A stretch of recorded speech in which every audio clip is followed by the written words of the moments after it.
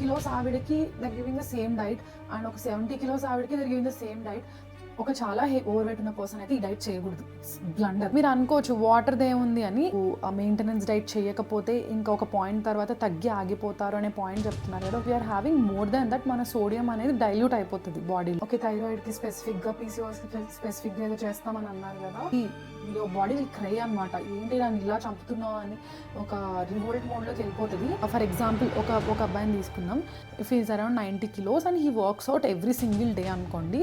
ఈ తగ్గిన రోజులు ఉన్నాయి, మళ్ళీ 2-3 days లో మొత్తం పెరిగిపోయాను. So that is horrible diets guys. 80-90 kilos వాళ్ళు ఈ డైట్ ప్లాన్ వాడాలి అంటే, సో ఈ లాస్ట్ 10 kilos కి I can use this deficit. This is really good for me. Why this diet can be successful, why this will not be successful. డబ్బులు తీసుకొని మీతో habits చేపిస్తున్నారు. డిన్నర్కి చెప్తా.